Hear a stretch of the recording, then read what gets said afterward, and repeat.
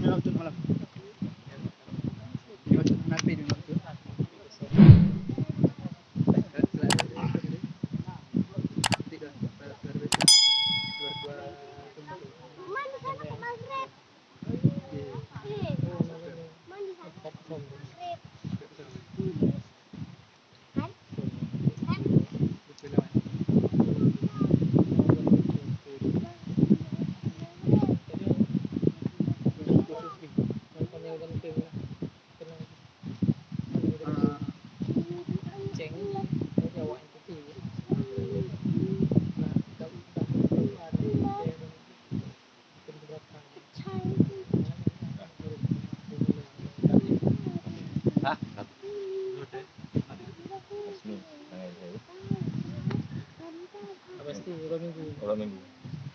Assalamualaikum warahmatullahi wabarakatuh.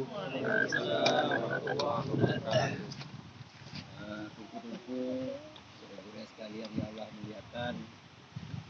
Dulu bahwa Jumat bertanya kata kalian belum bersama-sama untuk tanyakan syariah atau syariat dan kata langkah kuno menopok timong alhamdulillah muka ko 657 dan secara falah secara ilmu hisab nyo wate belum tak saksikan ditanya cuma 10 menit nyo selesai tak saksikan dengan hasil sementara bahwa belum gelombi cuman untuk kepastian akan tapreh pengumuman daripada seluruh tim ru'yah yang ada di Aceh dan daripada Sematale dalam Sabah Sumatera.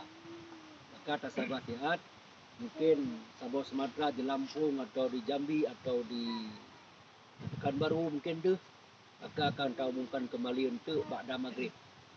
Nah, sama-sama kita bisa bertempat masing-masing dengan hasil tapreh sihat. Jadi mungkin untuk di Lamatu dan di Lamno tim makan tim ru'yah Lamno, Sabang dan Melabuh tengah bekerja mandu. Kita sama-sama dapreh.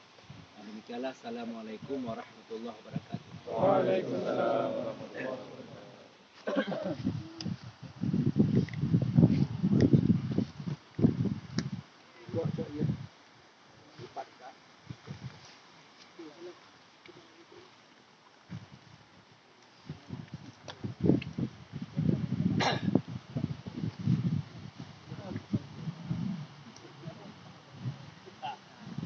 Suasana penyatul hilal di pinehkan di lampu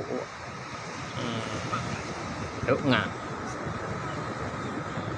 hilal untuk sementara Anadi berarti